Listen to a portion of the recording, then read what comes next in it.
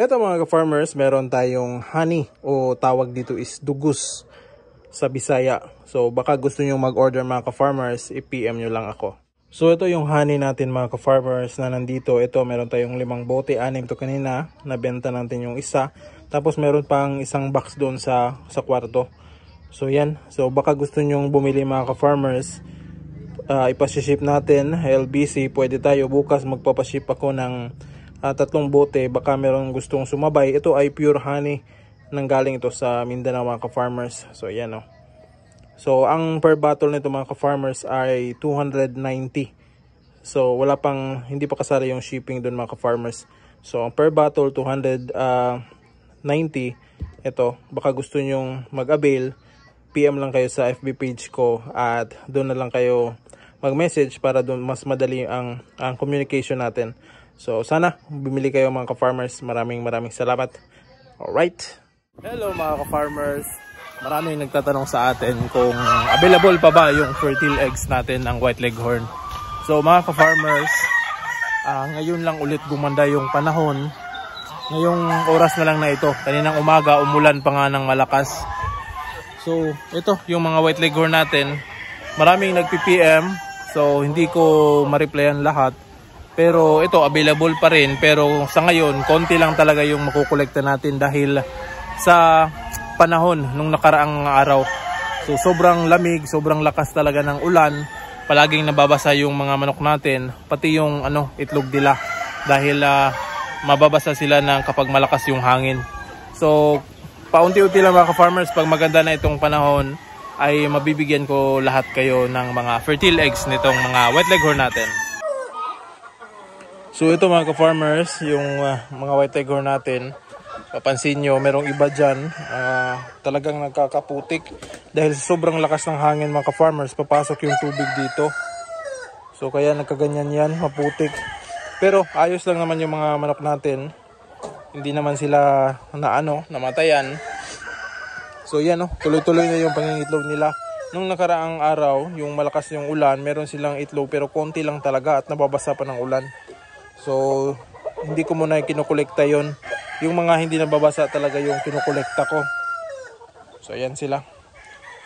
Ito naman, hindi pa nangingitlog yung mga pulet natin ng mga Orpington Blue.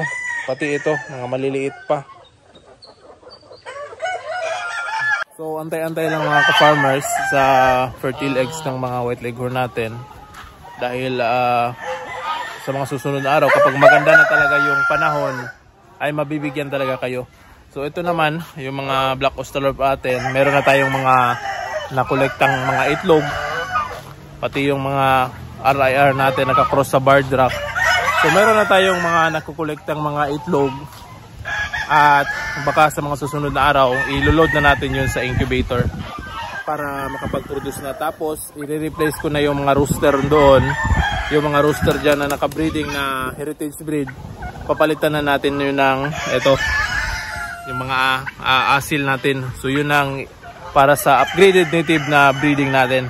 So ipapakita ko lang mga ka-farmers yung ating upgraded native, ang lalaki ng mga anak. So yan yung naging anak sa upgraded native natin mga ka-farmers. Ito, sobrang laki ito, malapit itong 2 kilo. Pero yung kain nila, hindi gaanong karamihan pa yung binibigay ko. So yan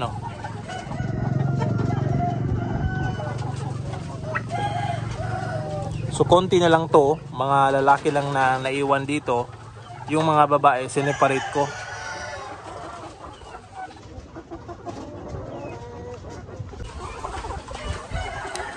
So ito naman yung mga babae mga ka-farmers, yan. Ang pinaiwan ko talaga itong mga puti at nag-iwan ako ng itim. Dahil yun yung mga malalaking, sa tingin ko, mga malalaking manok. So kapag malalaki, maganda yan. Parang asil lang talaga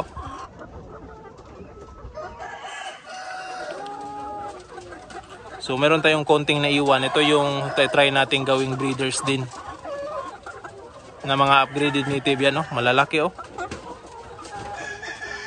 So yung upgraded native natin, ito try natin yan gawing materialis yung mga naiwan sa atin. kung maganda ba yung resulta. So ang dugo kasi niyan mga ka-farmers ng upgraded natin ay 50% ng dugo ay asil, 50% naman ng dugo ay heritage breed.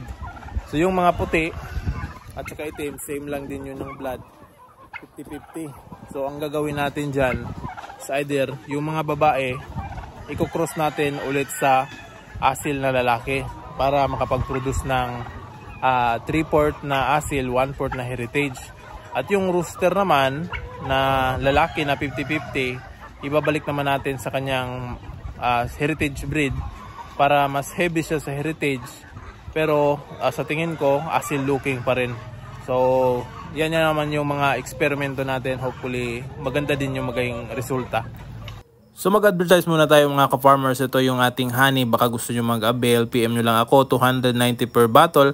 At nasa dulo yung FB page ko. Salamat mga ka-farmers at happy farming! Woo!